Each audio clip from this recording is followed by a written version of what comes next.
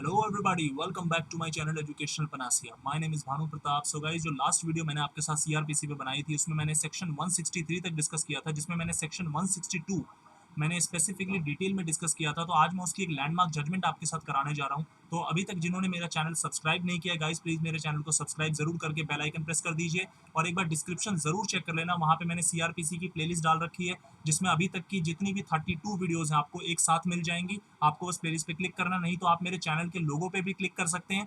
वहाँ से आपको राइट हैंड साइड पे टॉप पे प्लेलिस्ट का ऑप्शन मिलेगा, जहाँ पे आप सीआरपीसी की एविडेंस की, सीपीसी की, लेबर लॉस की आप सारी प्लेलिस्ट चेक कर सकते हैं। स्पेसिफिकली लेबर लॉस पे मैंने 60+ वीडियोस बना रखी है, आप एक बार देख लीजिए। 12 से ज़्यादा कानून को कवर कर रखा है मैंने। तो आज जो मैं 162 सीआरपीसी की जजमेंट आपके साथ कराने जा रहा हूँ, मैंने लास्ट क्लास में आपको बताया था कि 162 के अंदर सीआरपीसी में स्पेसिफिकली ये लिखा है कि पुलिस ऑफिसर जो भी स्टेटमेंट किसी भी विटनेस के द्वारा इन राइटिंग रिकॉर्ड करवाता है, उसको किसी भी इंक्वायरी या किसी भी इन्वेस्टिगेशन के दौरान इस्तेमाल नहीं किया जाएगा उस केस में जिसकी इंक्वायरी, जिसकी इन्वेस्टिगेशन पुलिस कंडक्ट कर रही है। तो यहाँ पे एक तरीके का बार है, मैंने आपको बताया था। जो लास्ट वीडियो आप मेरी देख सकते हैं, मैंने इसमें इसको काफ़ी डिटेल में बताया हुआ है। तो उसकी आज मैं एक लैंडमार्क जजमेंट आपके साथ डिस्कस करूंगा। Kali Ram versus state of Himachal Pradesh versus state of Himachal Pradesh. ये एक 1973 की सुप्रीम कोर्ट की जजमेंट है, authored by honourable justice H R Khanna. तो इसमें हुआ क्या, पहले उसको समझते।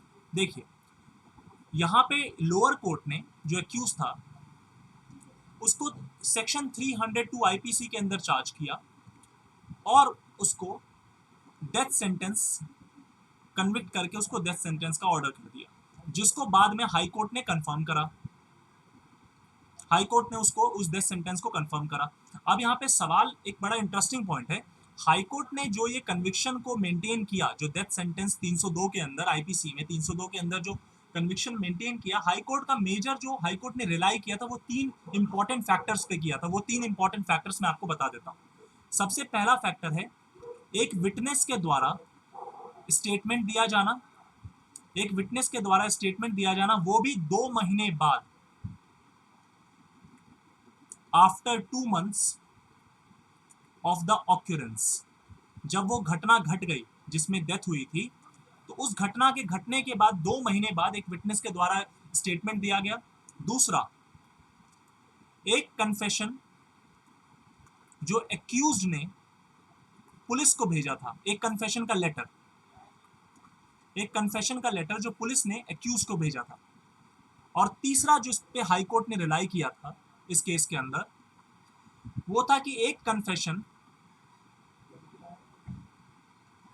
जो एक सही राम नाम का एक व्यक्ति था, मैं यहाँ पे शॉर्ट में एसआर लिख देता हूँ, ये सही राम को एक्यूज ने कन्फेस करके कुछ बताया था और फर्दर इस सही राम ने इस बात को आगे पुलिस को इन्फॉर्म कर दिया था।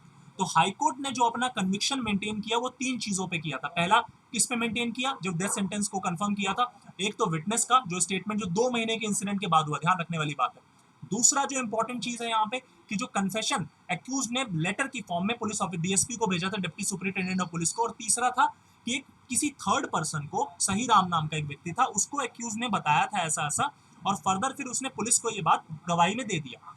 अब यहाँ पे सवाल ये आया 162 के रिगार्डिंग ये मैटर क्यों लगता है, जरा उसको समझने की कोशिश करते हैं। देखिए, 162 ये क्लियरली कहता है कि जब कभी भी पुलिस इन्वेस्टिगेशन कंडक्ट कर रही है और वहां पे विटनेस का बयान दर्ज कराया गया है और उसको अगर राइटिंग में ले लिया गया है, तो उस बयान को, उस स्टेटमेंट को जो विटनेस का रिकॉर्ड हो चुका है, उसको आप किसी भी इंक्वायरी में और या फिर किसी भी ट्रायल के अंदर यूज नहीं करेंगे। दैट सर्टेनली मीन्स कि section 162 clearly imposes a prohibition on using the statements recorded by the police officer from the witnesses in any sort of inquiry or the trial। तो एक तरीके का बार सेट हो गया, एक तरीके का प्रोहिबिशन सेट हो गया, ये आपको समझने वाली बात है। तो यहाँ पे सुप्रीम कोर्ट कहती है कि 162, क्योंकि ये जो कन्फेशन हाई कोर्ट, मतलब हाई कोर्ट ने जिन एविडेंसेस पे अपना रिलाई करके डेथ सेंटेंस को कंफर्म किया था, वो सारे 162 के अंदर हिट होते हैं और ये सारे एविडेंस के अंदर एडमिसिबल नहीं होंगे। ये सारे एविडेंस के अंदर एडमिसिबल नहीं होंगे। और इनके अलावा कोई ऐसा ठोस सबूत, कोई ऐसा substantive piece of evidence court के सामने प्रोसिक्यूशन ने नहीं शो किया जिससे ये पता चले कि एक्यूज्ड ने ही उस चीज को मर्डर किया है।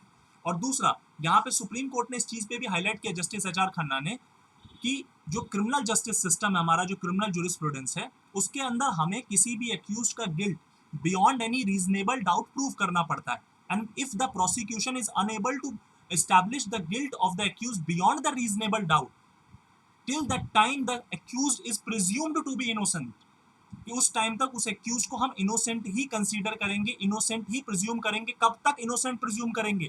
जब तक उसका guilt beyond the reasonable doubt prove ना कर दिया जाए। और यहाँ पे जो पीस ऑफ एविडेंसेस जिस पे हाई कोर्ट ने रिलाई करके 302 के अंदर डेथ सेंटेंस कंफर्म करी थी एक्यूज की, वो सारे आपके वो स्टेटमेंट्स हैं जो 162 में हिट होते हैं।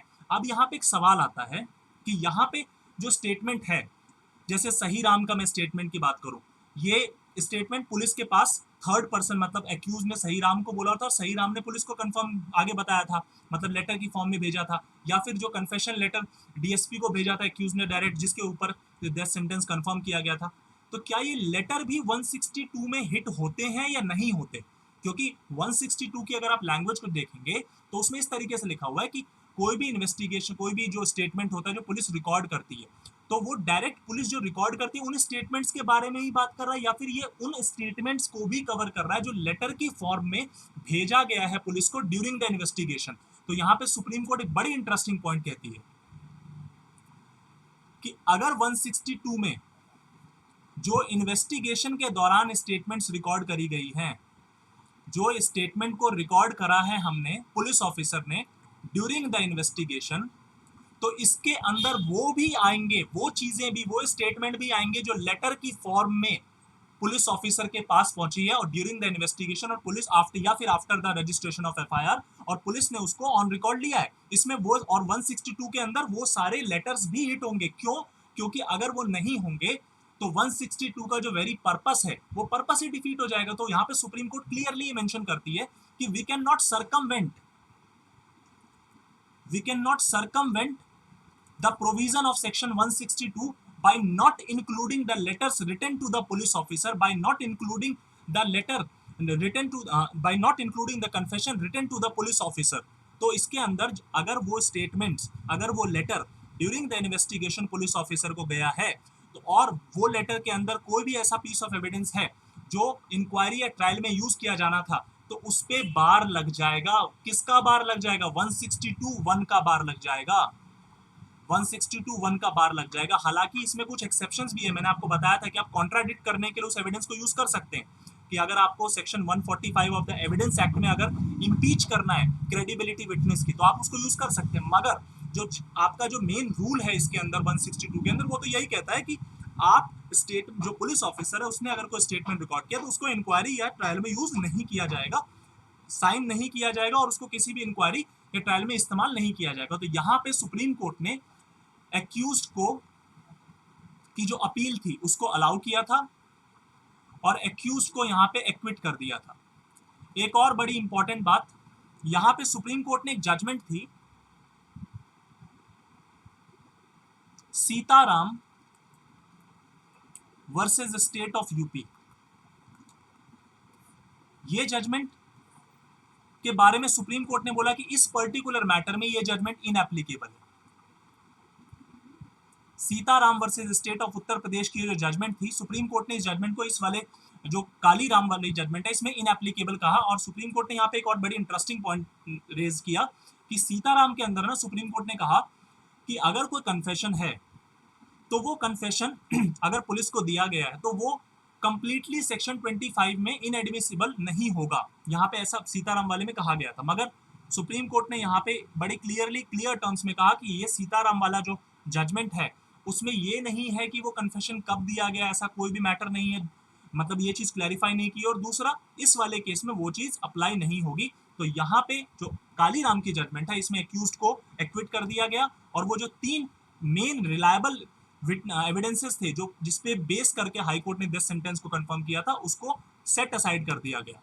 तो this was the judgment of Kaliram versus state of Himachal Pradesh. I hope आपको जजमेंट क्लियर हुई होगी, तो प्लीज मेरे चैनल को लाइक शेयर एंड सब्सक्राइब जरूर करें। Thank you so much guys for giving your precious time to me. Thank you very much.